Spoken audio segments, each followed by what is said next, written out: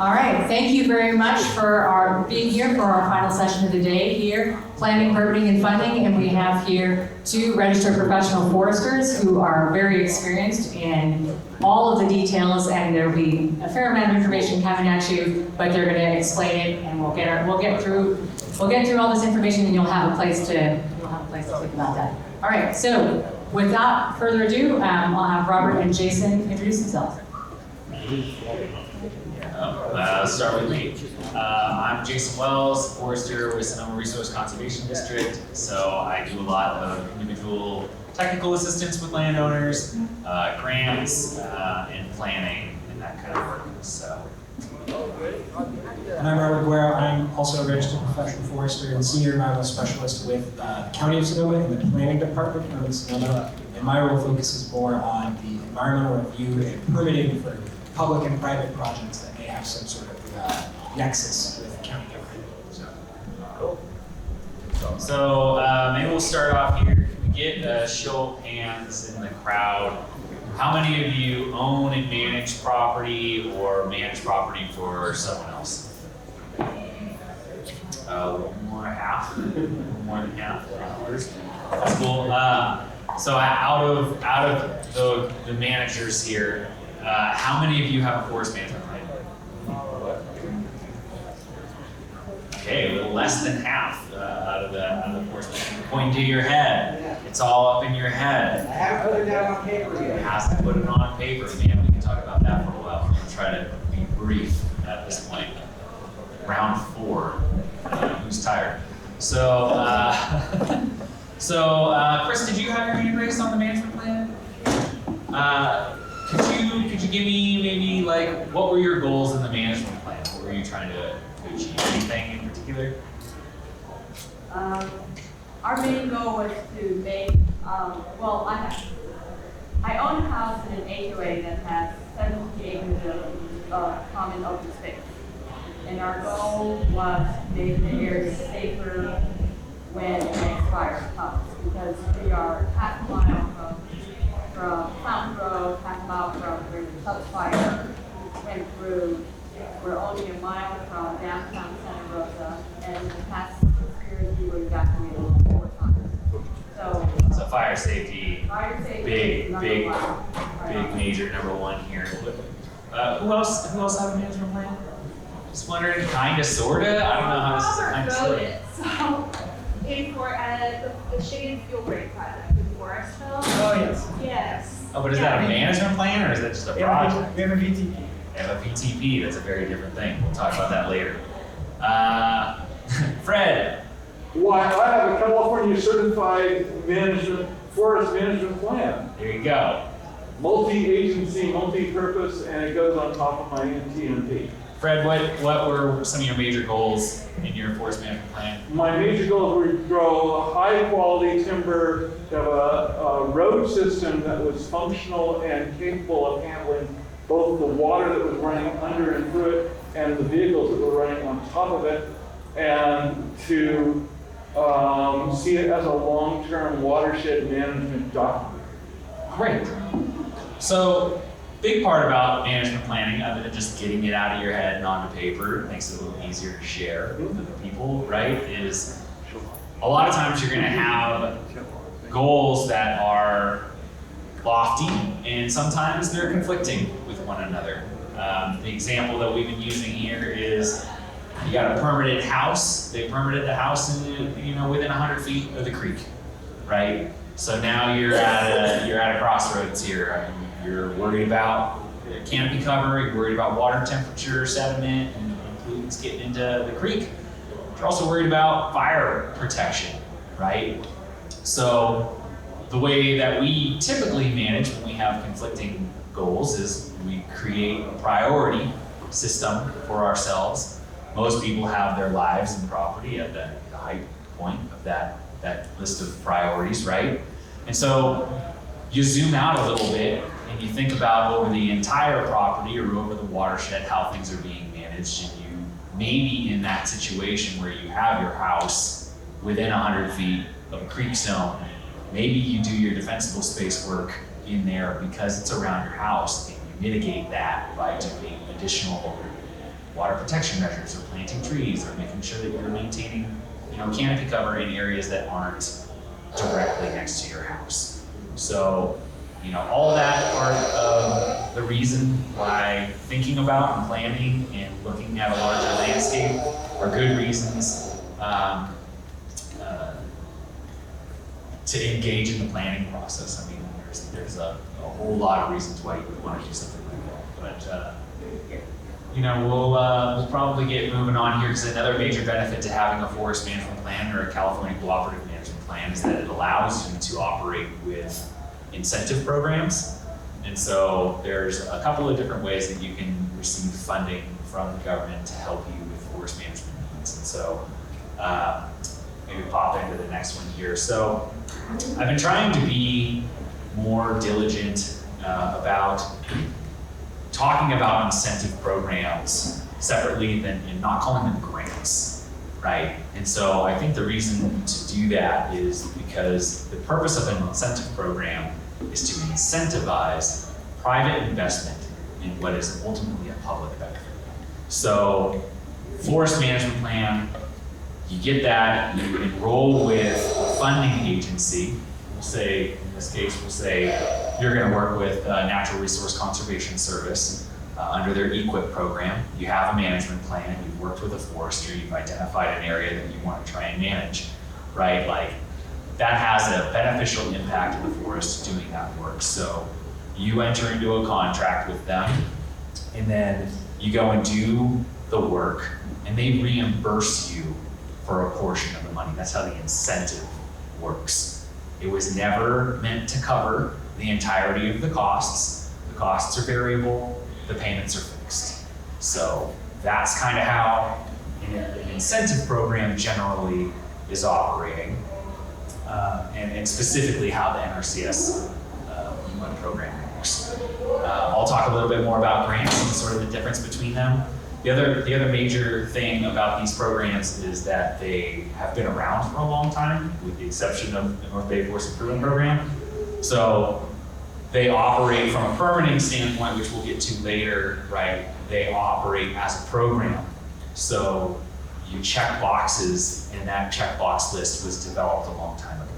So sometimes we're doing things today with these programs what they were never really intended to do.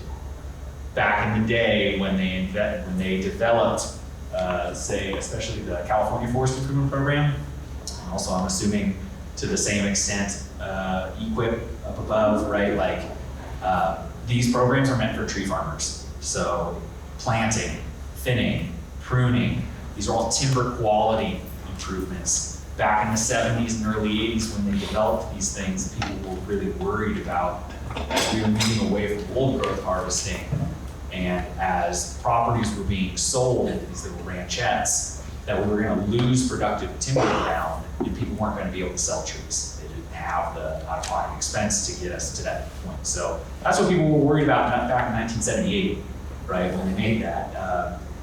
It's interesting, we're kind of back at a point again where we're worried about capacity.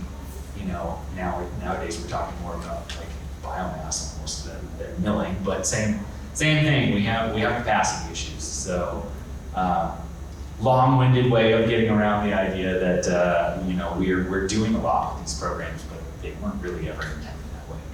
So the California Forest Improvement Program is run by CAL FIRE. That's our state funding to be doing this kind of work. It's been a really good partner in the last few years in terms of having funding for management plans. But one of the problems with that in Sonoma County specifically is that one of the ranking criteria, or major ranking criteria for that program, has to do with productive timberland. So they rank higher productive commercial timber again because 50 years ago that's what the program was meant for, right? So a lot of our oak woodland stands don't rank nearly as high. EQIP does not have that. So EQIP is almost always going to be a better, more reliable source, I guess, for a lot of our, if you're not in commercial timber sort of pathway. So there's that. The other thing about CFIP is that it has a 20-acre minimum. So you need to have at least 20 acres of an ownership before they'll work with you. So those two things have generally limited a lot of the people that I've worked with, and we usually have sent them to NRCS. Now, the last program here is actually a grant program. The RCDs are working on, well, it's an incentives program that the RCDs are putting out there using block grant money from CAL FIRE. So the RCDs partnered with Rebuild North Bay Foundation. We applied for a block grant from them. Block grants are generally like a fairly unrestricted funding source to be creative about how you're going to try to do something. We created a pilot program to make this incentives program where we were trying to take the best of equip and CEQA and slam them together. So that's run directly through the RCDs. We got a lot of money and a lot of focus right now on developing forest management plans, but we also have we have funding to do implementation. One of the big reasons we're trying to focus on the management plan side though is because we're funded through 2026, but who knows what will happen after that, right? So like you'll be able to take a management plan and at least work with NRCS, who's been around for decades. So that's kind of where we're going with that. These programs are at least NBFIP and EQIP are based on acreage. So we give you a flat rate based on the acres treated, based on the practices that you were doing. You know it up front. For NBFIP, we have a cap rate.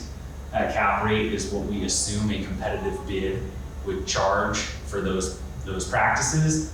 And then we generally pay 60% unless you're in a disadvantaged community, census disadvantaged. And then we pay 80%. So grants. So here's the big difference, and I'll get to questions a bit later, but here's the big difference between your incentive programs and your grants, right? So a grant is generally going to be a targeted standalone project that's developed and pitched to a funding agency, right? So these are some of the most common CAL FIRE grants. They're probably the biggest grants right now in terms of the vegetation management scheme. So you've got the wildfire prevention grants. These are super competitive because there is not an acreage limitation. They're up to $5 million, and they're focused on immediate life safety property, public infrastructure. So the nice infographic that's over here, you can see it's got wildfire prevention in mind, right? That's the WUI, the wildland urban interface, where the houses meet the wildlands, right? Like that's what that's focused on. Access and egress, wild firefighter safety, that sort of stuff, right? Get people in or get people out, get firefighters in. Home defense, strategic fuel breaks near communities.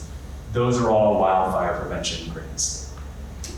Then there's the one that I'm personally more interested in, but it's going to be a lot harder to get one going, right? So there's the forest health grants. So the big piece here is that they are an 800-acre minimum. And if you remember way back at the beginning of the conference, we said something like 90-some-odd% of landowners in Sonoma County own less than 100 acres. So in that case, you would need at minimum 8 people to come together to do a project. Well, that's the project acre minimum. So if you each owned 100 acres, that would mean that you would need to treat every single acre on your property. So realistically, that's not how that's going to work out. You probably need at least 1,600 acres before it even starts where you're actually finding acres that make sense to be doing treatment on. We're not on the side of the cliff. We're not in a rocky gravel area or somewhere where it's a no-treat zone. And then frankly, even that's probably optimistic. And honestly, the planning size and the areas that I'm looking at, trying to get communities, when I say working with your community and trying to put together a planning area, are realistically more like 10,000 acres. So that would be 100 people need to be talking with one another and thinking about a large scale area so that you can start finding where are the highest most beneficial 800 acres within here to apply for a $7 million grant for a phase 1, right? And there will be a phase 1, 2, 3, 4, however long the funding lasts. That's how that would work, but these are supposed to be large scale grants with multiple benefits. So, you know, forest health improvement, fire reduction, like fire hazard abatement, improving carbon sequestration, improving water quality, that kind of stuff. That all comes out of the forest health grant. An interesting point that I don't think enough people know about with these CAL FIRE grants, I know that this is the case with the forest health grant, I'm not 100% on the wildfire prevention, but especially for our coastal regions where we have both redwood and we also have a lot of sudden oak death trees, a lot of tan oak that are dying, you're able to use the gross sale of timber as a matching requirement for these grants. So in grants, sometimes there's a requirement to put up a certain amount of money. Sometimes it's dollar for dollar, sometimes it's 20%, right? Sometimes it's not required. Technically, there is no requirement for a match in these grants. But every time you put up a match, you're showing intent, right? Your commitment to be able to get people involved and to be able to generate some amount of money to go towards this project. So what I'm saying is if you do find yourself and you're in an area where you have commercial timber, a lot of your project is not going to be generating revenue. A lot of your projects are going to be out of pocket expenses, right? But in those areas where you can sell trees, let's say you generate $200,000 gross values before it's logged, before it's shipped to wherever it needs to go, right? Just the standing value of the tree. You can match that money from your forest health grant because you're spacing the trees better, improving growth rates, improving carbon sequestration, creating a more stable carbon sink by having healthier trees that are left over in your residual stand. And you can take that money that's generated and say, that $200,000, that's what we're going to provide. Please give me $5 to $7 million for a much larger project. And it sounds a whole lot better than I have no money to give you at all. But I still need $5 to $7 million. So that's something I think people should be considering. It's all part of it. The vast majority of the work that we're going to be doing it's going to be in non-commercial sized and non-commercial species timber. But like when you do have the opportunity, it seems like a great benefit. It just happens that a lot of our sudden oak death are in the redwood region. That's already like 40-year-old timber because it got cut in the 70s. And anyway, moving on. There are other state grants as well that we have utilized for whether or not it's like post-fire restoration. We've got a grant right now. Actually, it's just wrapped up from CDFW. They have Proposition 1 watershed restoration grants. So those are for large-scale wildfire recovery or anadromous salmonid, so like coho salmon or really any of the salmon species that go from the ocean to inland is anadromous. That's one of their priorities. And then forest headwaters management. So, you know, if we were to start working and thinking about these larger planning areas, you might develop projects where, oh, this is a perfect, CDFW grant. And grants come and go, and it's my job at the RCD to be aware of grants when they come up and think about the projects that we've already been working with landowners so that we can tie you in to those grants when they become available. It's much better to have a project sitting on the shelf waiting for funding than it is to see a grant that's perfect for your scenario and then last second trying to throw things together, right? It's really difficult in the like 4 weeks that you have from the point where it comes out to get all the phone trees, get all the yeses, make sure we have something to develop a project. So really just gonna keep focusing in on working with communities and trying to create good projects. The other one that we've got here is the 319H non-point source pollution program. We've been using that for post-fire restoration on mostly roads and stuff. In the Tubbs Fire area, that one wrapped up. And then I think we still have the glass fire area open, but I'm not certain where the monies are on that, if it's been allocated or if we're still looking for projects. But that's, those are the state grants. Then federal grants, there were, I was trying to find grants that like made sense for like an individual landowner to have a project, and then we were trying to do that. There's less of those than I would think, but we do have a lot of federal grants where they're sort of helping us programmatically. At any rate, we got NIFWIF, the National Fish and Wildlife Foundation. They have the Conservation Partners Program. That's for like wildlife habitat and stuff. So if you can say that like this work that we're going to do is improving wildlife corridors or improving fish habitat or something like that, that might be a grant that's available to you. USDA urban and community forestry grants I was reading more about. That might be a good opportunity for people who are in that WUI, who are in sort of a high density, but like tree management is sort of thing. Might consider a community forestry grant. And then NRCS has the Regional Conservation Partnership Program, which we currently have an agreement with RCPP. This is an NRCS thing.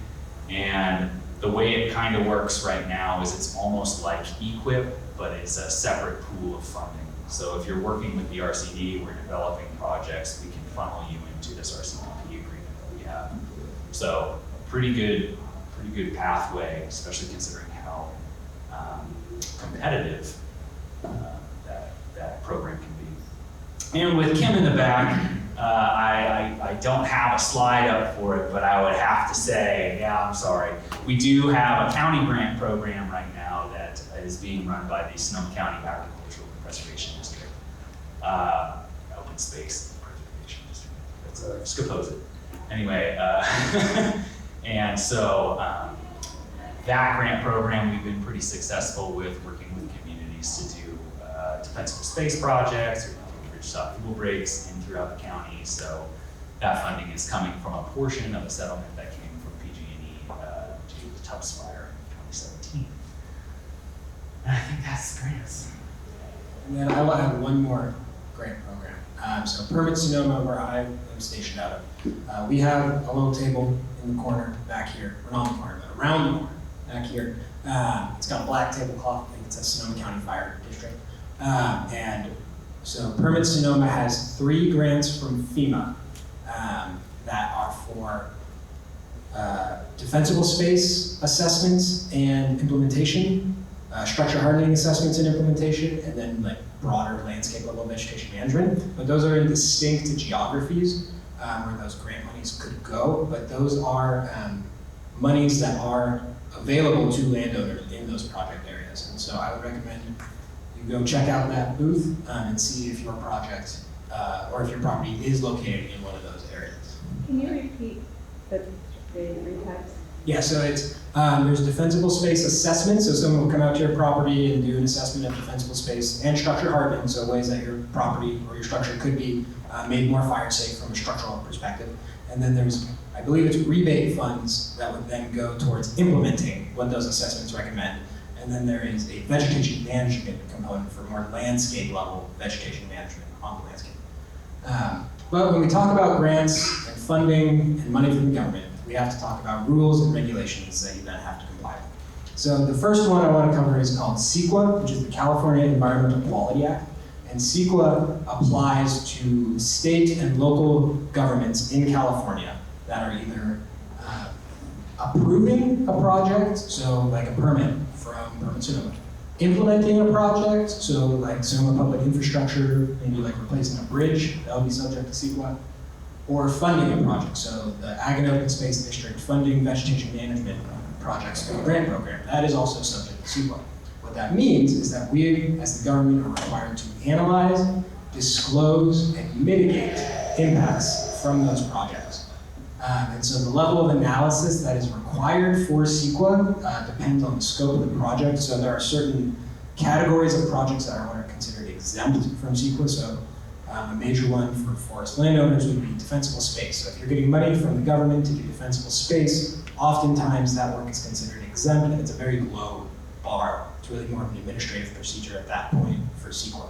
But if you're a landowner who's applying for funding to do like a 10-mile long shaded fuel break where there's like rare plants and rare species up there, that's going to be on a much higher level of CEQA analysis that require biological studies, cultural surveys, and a much more longer timeline for project implementation. And so given that, there have been efforts to streamline CEQA. The most prominent one right now is called the CalVTP, or the California Vegetation Treatment Program. And what this program has done is the Board of Forestry and CAL FIRE have created a way in which landowners and local governments can create these VTPs, vegetation treatment programs, to do CEQA analysis for the initial treatment of a project and then later on maintenance of a project as well. So instead of having to do CEQA every 5-10 years if you want grant money to maintain work that you've done, you just have to do it once, and you don't have to go through the whole administrative process over and over again. And then some other things. So the government is required to comply with CEQA. And then you, the landowner, whether or not the government is involved or not, have to often comply with various environmental laws. So this is just some of the major ones you may run into. So the first one is forest practice rules. And so this is administered by CAL FIRE, and this covers anything related to timber harvesting, commercial timber operations, forest management, the conversion of timberland to a non-timber growing use. Selling anything. Yeah, selling anything, bartering, merchandising, trading, Firewood. yeah. If there's some commercial aspect to this cutting and selling of wood, then it's subject to those rules. The next one is the Professional Forester's Law. So this defines forestry in California and when a professional forester is required. And I will add that this applies to not just timber harvesting, it also applies to vegetation management that may occur in an oak woodland, because the definition of forestry includes fuel management and forest protection in forested landscapes, which is anything that can grow a crop of native trees, which includes oak woodlands. So just something to consider when you're doing your projects. There's also the Endangered Species Act at the state and federal level. So this establishes protections for sensitive plants and animals. There's Fish and Game Code, which adds another layer of protections for fish, plants, animals, and water protections, and that's administered by the Department of Fish and Wildlife. We have the state and federal Clean Water Act, and so if you're going to be doing work that could impact waters of the US or waters of the state, it will be subject to these rules as well. And then if you live in the coast, in the coastal zone, we have the Coastal Act, and so there are certain standards for development and environmental protection in the coastal zone. That's administered at the county level. And then also finally have our county code, which is standards for development in the unincorporated parts of the county. Next slide. So the way that these rules are often implemented, or you are entitled to go through these processes, is through permits. So for forest practice rules, we have a suite of timber harvesting permits that are available from the Department of Forestry. And so at the top end of complexity and cost, we have timber harvest plans, non-industrial timber management plans. These are project permits that are designed for large commercial timber operations, right? Like think like your big industrial timber owners, or for the non-industrial timber management plans, these are like on large landscapes for like multi-year planning of timber harvesting. And then on the lower end of the spectrum, we have these more ministerial type permits for defensible space implementation, where you can get more ministerial type permits from CAL FIRE to sell the wood that you are cutting from your defensible space project. So it helps subsidize some of that work that you may do. So if you have a lot of redwood around your house and some of it needs to be removed for fire safety, you can then sell that through a ministerial permit from CAL FIRE. So that's where these permits can also be used for fuel reduction projects. If you're working around streams, you may need a lake and streambed alteration agreement from the Department of Fish and Wildlife, or a 401 or 404 permit from the Water Board. And so an example of that would be like road construction or culvert repair or replacement. You may need a permit if that feature involves potentially impacting a water course. Finally, county permits. We have our development permits, like grading, building, well and septic permits, VESCO permits for agricultural development, planning permits like zoning or use permits. A common one is our riparian corridor permits, and so That applies if you may be doing work in our riparian corridors, which are around USGS blue line streams. And then encroachment permits. So if you are working in the county right-of-way, like vegetation management work, or you may need to stop traffic or something for the work, you may need an encroachment permit from the county. I have this asterisk here. There are often exemptions or exceptions for timber harvesting or vegetation management type projects, especially things like defensible space. So it's best to contact the applicable agency to get an idea of your permitting needs. It really helps streamline projects. I would encourage you to do that. We are not in the business of trying to figure out what you're doing wrong by describing a project to us over the phone. We really are wanting to help you and figure out what the best path forward for your project is. So I would really encourage landowners to do that if you are thinking about implementing a project that could impact sensitive resources. And then finally, just some other common environmental considerations for forest landowners in the projects that you implement. A big one is archaeological. And so there may be surveying requirements if you have to get a permit from CAL FIRE, or if your project is subject to CEQA if you're getting a grant. So there may be some historic or cultural or tribal cultural resources that could be present that you need to survey for and develop mitigation measures for. There's biological considerations like sensitive plants, sensitive species. I wanted to specify northern spotted owl because a lot of forestry projects do impact northern spotted owl habitat, and the surveying protocol for those species it's a 2-year surveying protocol, and so you want to be able to build that into your project timeline and into your project budget. And then there's other nesting bird protections which may require you to either do surveys for nesting birds or do them outside of the nesting bird season. And then finally, water quality, and so that's implementing best management practices for reducing sediment, erosion, like putting down straw or wattles on exposed soil, making sure equipment's not leaking fluids into the creeks, things like that. And then other weather and seasonal considerations, like don't build a road in the woods in the middle of winter, right? You might get a water quality violation for that. So just things like that. Again, contact the resource agency or hire a forester or another qualified consultant to help you with your projects. And so that's our presentation. We have time for Q&A right now, or consultations. You have ideas for projects, you want help trying to figure it out. Jason and I are here to help with that. Can you start with someone that you already were working with, one of these folks? I was just gonna say there was a question midway through in the back, right? I can't remember now. Sorry.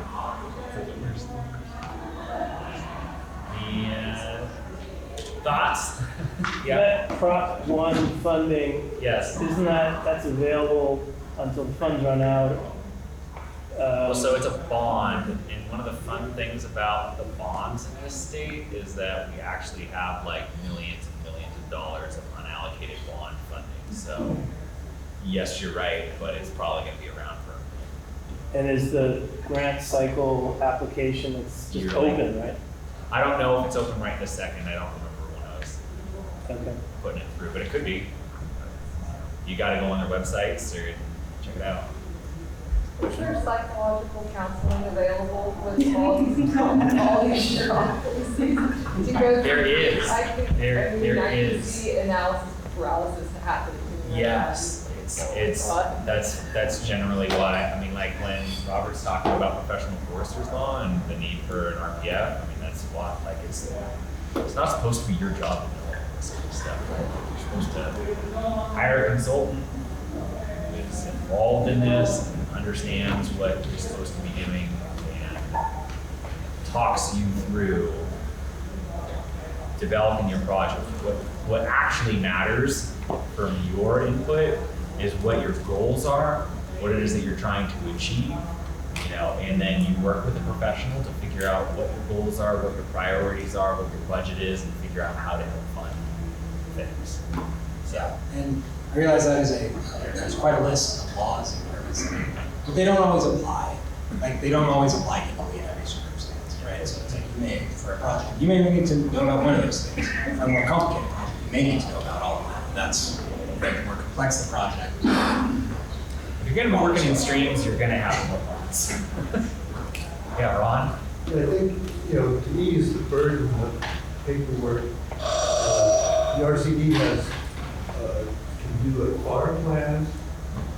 They help you with your navigating. It's a fee for service. You contract the RCD to help you out. We do have an assistant counselors. And that's for certain farm plans, but right now the RCD has funding to work on forest management plans. So we could highly subsidize the creation of a forest management plan for you. That would have a lot of this information about connecting you with existing incentive programs. We could talk to you about like grants, or when we're on your property and we see that there are projects. That's like how we internally develop projects. Generally starts with we're working on a plan, we identify a problem, and then we go, oh, all right, and we keep that in the back of our head. When we see a grant come through, and we say, I've got 1, 2, 3, 4 projects that meet that. Let's slap them all together and apply for this grant. So, yeah. So where you're starting, so where do you start? Do you need to get a forest management plan first before you can apply for any grants? The incentive programs, generally you're going to require that you get a management plan. But that's the easiest entry point to receiving funding. For the grants, the biggest thing about grants is that this is public funding, right? And so you always need to have some public benefit through your grant application. So the government's probably not going to fund just a project that only impacts you. You need to have some sort of way that this is tied into endangered species management, or a multi-property collaborative where we're working on fuels in this case, improving forest health over a landscape, or improving watershed health. So big grants, it's gonna be the sort of thing where like the first thing you're gonna need to do is talk to your neighbors. Well, first thing is to talk to like the RCD or another, nonprofit involved in getting grants like that. We're not a nonprofit, we're a government entity, but we are a non-regulatory special district. Nobody ever knows what we are, so that's what we are. So we can do CEQA, it's kind of our biggest thing. We can get you through a whole project from start to finish. They act like a consultant. You can also use government approvals. Yeah, we're a weird little unfunded government thing. So if you're just getting started, about how much should they expect to pay for a forest management plan, and how long does it take? A forest management plan can be, it depends on the complexity of what it is, depends on your acreage, but I would plan on something that's not a mini management plan, which we generally say are like 20 acres and under. Like that might be $3,000, that might be $4,000, quick, simple sort of thing. If you're getting a full-on management plan, it's going to be probably $6,000 to $10,000. The RCD, we generally charge $1,500, something like that for a management plan. $1,500 for a management plan, because it's heavily subsidized, because we have grants and we have existing contracts to develop these management plans, because the state understands the importance of being able to reach small non-industrial private landowners and get them into programs to be able to do forest improvements, because otherwise nothing happens. So, question? Do you have any templates that are really good to sort of as a springboard? I downloaded the Hospitality Ecology Science Forest Management Plan because it's the closest. Yeah, the OAEC plan, that's a $15,000. That's a big one. That's a big one. And they have their own, botanists and biologists, and did a lot of work that wouldn't have been like directly contracting with somebody. So what I would recommend if you are interested in getting a forest management plan is actually, I would go on the UC Cooperative Extension's website, because they have a forestry workshop series. It's a hybrid series right now. It's mostly online. It takes place over like a month. These are Zoom meetings that happen once a week.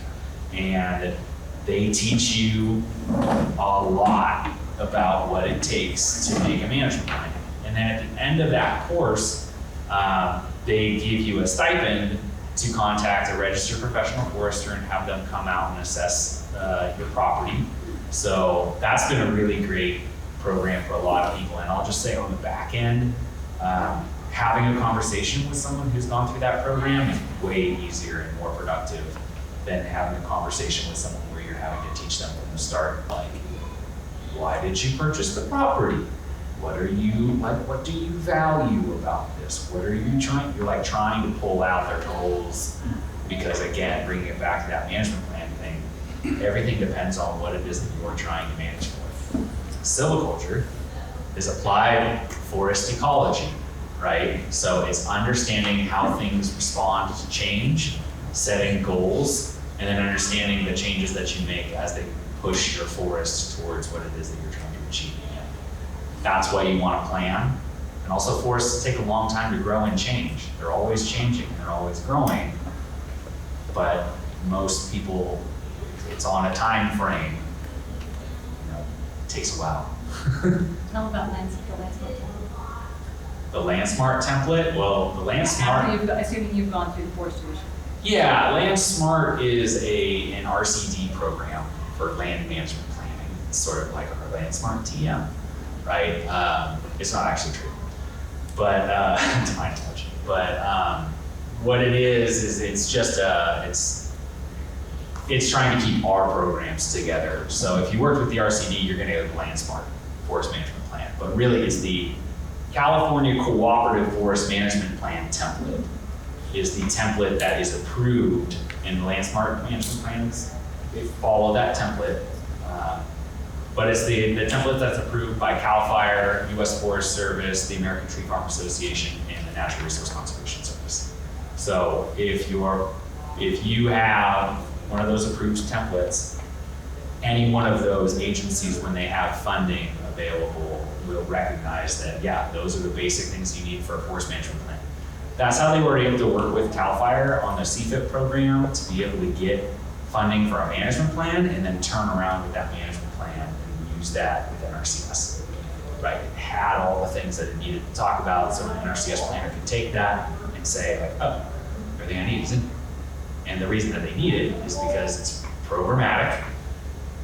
There's somewhere in a dusty old law, or rule book somewhere, NRCS has, like, this is what you need to do to fund projects through here. And your management plan will have all of the information that they need. Are there spotted owls nearby? Yes, no. What's the mitigation for that? Cool, done. Are there rare plants nearby? What are those rare plants? Yes, it's found here. Boom, boom, boom. It's already done in your management plan. So that's just question? Yeah. So my property is part of a larger property that has a CAL FIRE grant to do fire evacuation mitigation, basically, along the roads.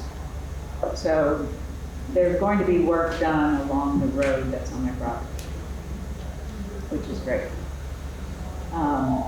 I'm curious to know if you work with people who have that sort of, there's a larger grant that's happening, but then the individual homeowner wants to do more on their property. I mean, yes, there's nothing precluding you from doing additional work while there's an active grant happening. Sometimes things get difficult when there are grants and there's an active timber harvest, because a lot of grants don't want to pay for anything that is statutorily or like you are required by law to do. And when you do a timber harvest in the state, you are required by law to do a lot of things.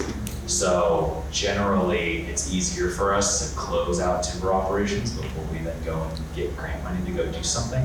The biggest thing for that actually has been like defensible space. Although some of our county grants have worked on defensible space, we've usually had a hard time getting CAL FIRE money to do defensible space because they say you, the landowner, are required under Public Resources Code 4291 to go do that work. So they don't want to pay for something that they think you should be doing, anyway. So what do you recommend? Hopefully that makes sense. What do you recommend?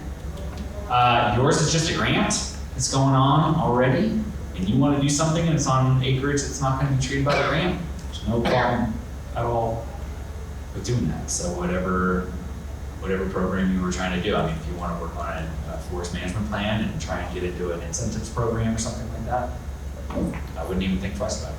Is that the situation you were describing? You have a neighbor who's doing a grant? Our ranch, Full Ranch, Okay. Has one of the subdivided Wildfire ranches. Yeah. to clear on the side of the roads so that people can get out in case of fire and so emergency equipment can get in. And my property has one of the main exit routes. Oh. So that's happening. Okay. But that's like, less than 1% of my property. Perfect. 40 acre mountain size. So you got 99.x To deal with. right, of your property that's not going to get treated by that. So yeah, I would say go and get a management plan and then think about how you could use incentive programs to go and do that. Or the ranch as a whole could apply for a CAL FIRE Forest Health Grant if they have 800 acres of treatable area. Well, they're going to continue Yeah. to do that work. And so my question is, how do I, as an individual landowner, do what I need to do that's not the crisis, Always that's start with long-term. defensible space. So that's going to be almost every time I go on a property, always start with defensible space. Work on the stuff that it's hard to find state funding to go do. Clear your access road nearby if you have the ability to do that. And if not, then I would say get a management plan and try and use some incentives. So I have forest, there's nothing built on it. Great. What do you want to do with the property? Yeah, what do you want to do with your Where property? Yeah, that's a great question. What'd you buy your property? I want it to be ecologically healthy. Okay. So I don't know whether any of these things would apply. It sounds like you need a management plan. You should get a professional out there, go and look at it, review what your goals and objectives are, And be able to get a integrate what prescription. the larger community is doing. Sure. Which I also obviously support. There's the humans and then there's. Yeah, the incentives programs are great for, I'm an individual, I really want to go and do this work, I need assistance, and boom, we can put that together. As long as you have some funding to be able to spend down on that, right? Like, again, this is like a 60-40 sort of arrangement. So you're gonna have to put down some money. The grant thing is a bigger picture, and for most people, I would say don't wait for grants, especially if you have your own goals, objectives. If you own a property that's like, I don't really want to limit it, but certainly if you own 100 acres or more, you should definitely have a management plan, like just period. Like there's no way that it wouldn't be a smart idea to put down all your thoughts and your priorities, that it's just like too much, to keep up in your noggin. So certainly if you own that much, you should get one. And frankly, I think it's a benefit for every forest landowner. So, the complexity and the size of that management plan doesn't have to be crazy, right? When you're talking about a pretty small acreage thing, it can be sort of a pretty quick checklist. Any other questions? Yeah. Not any other. I know this was a lot to take in, and some of you are, newer at this or just trying to think about what you want to do, but it gives you an idea of kind of the roadmap of where you're headed. So from here, thank you very much. We'll thank our two very well-informed foresters here who presented for us here, and then just go ahead and we'll move into the arena, talk to the tablers, and we'll come back here for closing plenary. Thank you.